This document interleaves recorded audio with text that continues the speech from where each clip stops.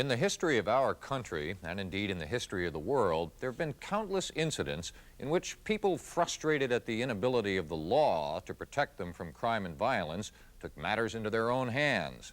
In early America, these groups were called vigilantes, committees formed to keep order and punish crime.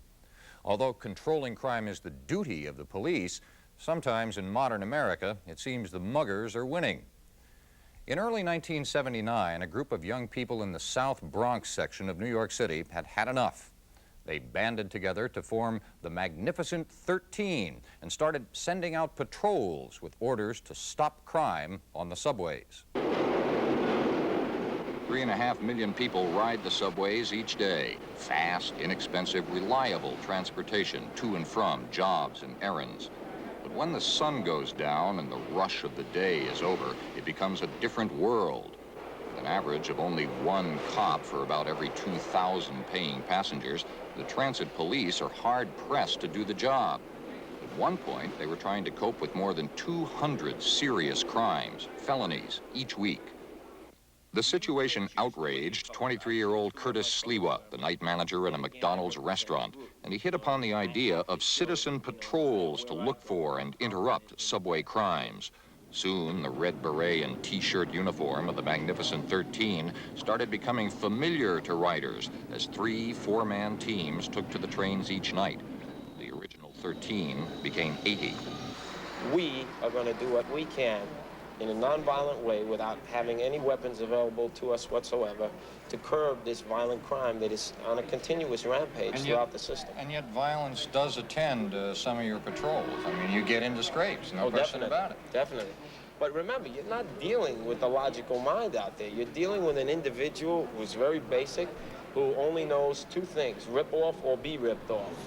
Most of the members of the Magnificent 13 are 18 and 19 years old. Some have jobs, and some, like Dominic Machia, are students. People recognize you on the trains now? A lot of people. Even, like, I seen old ladies, old people, you know, they came and sit next to us, and they start talking to us. You know, and they say, oh, you know, I'm glad you're doing this. Can I have an address or a telephone number that I can call to back you up? You know, telling people that you're doing good work. When they do join, do they understand the danger, the possibility that there could be personal danger for them involved? Quite so. Remember, these are street people. They are from the streets of New York City. Some are from middle-class areas. Some are from very low, impoverished areas. Yet, street logic tells you, you know, to go and try to deal with people that carry guns and knives without you yourself having a weapon is insanity. So it might work with me going out to a farm area and getting farm people to come and patrol the subway system. But to deal with city kids and city people, in order to do that, you cannot fool them because they know what the score is. Tito? Tito, I'm Roger. Who are you? Arnold. Arnold? Ivan. Ivan. It's a pleasure meeting you guys. If you are sincere. We are. I believe you are. They always put in the newspapers about the bad youth. What about the good youth that really wants to do something good? Get the good youth to play more instead of the bad youth, you know? And you guys, you got something going for yourself. And like I say, like, you know, shalom, go hello easy, bye right on, baby. Aren't you all really in it just for the excitement of it, the possibility that you might run into some danger or some violence or something like that? No. We're in it because we think the cause is worthwhile. We want to see the crimes to stop. We want to know that our sisters, our wives, our children can go into a subway system without having the thought of being mugged or raped, maybe even killed. They help one old lady, it's worthwhile, I know. They help one person, that's all it needs. Save one person from being mugged or hurt seriously. It's well worth it. Maybe you get a lot more people would take action. Right now, if a 90-year-old woman was being mugged on a train, 9 out of 10 passengers, they turn their head, they look the other way. The subway police have mixed feelings about the Magnificent 13, but a number of them appreciate what they're doing. The police brass have offered to work with the group, but Curtis Sliwa turned down the offer, preferring a more independent operation.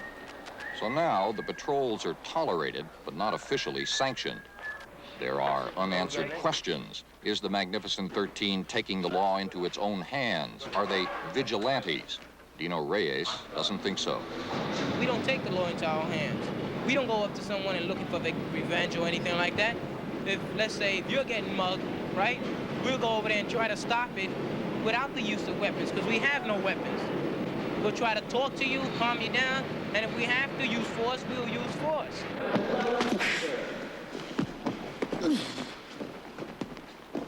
Since the force they use doesn't include weapons, they have to rely on their own fighting skills. They get informal training in hand-to-hand combat.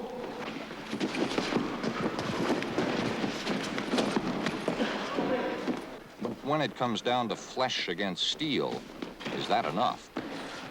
Are they really able to defend themselves, though? I mean, if you take an 18-year-old kid who's got stars in his eyes about fighting crime, and then you actually send him out into that situation, do you think that's fair to that kid with a couple of weeks of karate training in his belt? It's not a couple of weeks. These individuals are tested, okay? It's a constant routine where you combine all the skills that you've learned within your lifetime, street fighting, boxing, whatever it is, and if you can deter a knife, you're good enough for us. But contact with subway crime has brought injury to at least 3 Magnificent 13 members. Sliwa himself was badly hurt trying to prevent a rape. Another of the original 13, Carl Smucker, got into one situation that left him with a broken jaw and helped change his mind about the group. I couldn't go out anywhere because my teeth were wired and I couldn't eat anything. I had to drink all liquids for a whole month.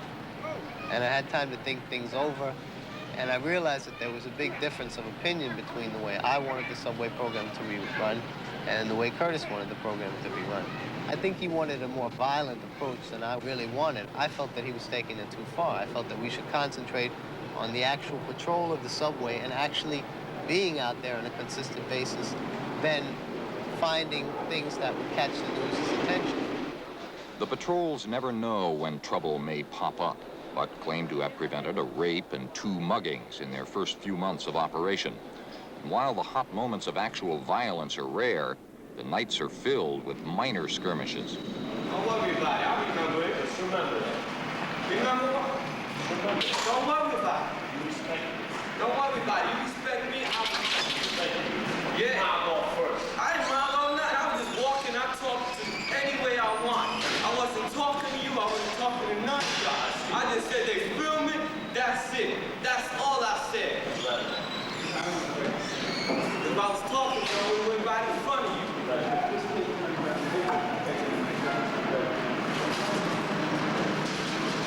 If that kid turns around and says something to him and they get into a fight, the Magnificent 13 is wrong. What do you think about the idea in general? It's not a bad idea, but, you know, an incident like that just goes to show you. It's not the right thing. They're not professionals. Just because somebody says something to them doesn't mean they have to get angry. Curtis, what was that all about? I had watched a fella come down the stairs and he had a few curt comments to make. The fella's a member of a gang that we ran into. It's called the Crazy Homicides. And they make their prey on trains. So they particularly hang out in the Coney Island section of Brooklyn. And I have a group down there that deals with them on a continual basis. So whenever we run across them and they give us any kind of guff, it's sort of like, you know, a reaction, because in the street, all right, as opposed to, you know, the suburban type logic, if you back down in the street, all right, to a group like that, I may never run across them again. But the group, the Magnificent 13, the ones who patrol in Coney Island, they're going to have to deal with a fella like him and the guys that he tells about his adventures with this group. What if you make a mistake, Don? What if it should happen to jump on the wrong person inadvertently? We got to make sure he's just about to or he's in it. You know, if it's impossible, you just keep your eyes open. But that's kind of a dilemma, though, isn't it? Because then you got to wait. It's like kind of like closing the barn door after the horse is gone, you just close in on him. Let's say you feel he's a possible suspect, right? You just close in on him. You 3 guys just go next to him. That if you know on the spur of the moment he's going to react, you're right there to stop him. You know, he doesn't commit the crime. He's just going to stop it right there. You know, no matter what you say, by putting on a beret, by announcing yourself as a group dedicated to patrolling the subways and fighting crime in the subways, you put on a mantle of authority which really isn't yours. Now, what if everybody did mine. this? It is mine because I'm a tax-paying citizen. But does that give you the right to form a band of people and go roaming around the subway interfering with others? Definitely. If we're not doing it with weapons, if we're paying our way on, if we're law-abiding citizens, it gives me the right, because Because if the authorities cannot deal with these people, if they continue to give us excuses why this thing exists and keep growing, crime is on a spiraling rate, then we ourselves as normal citizens, honest, hardworking citizens, have to do something. I'm not just going to sit home and let this situation get totally out of hand. I love my city, and I'm going to do something about it.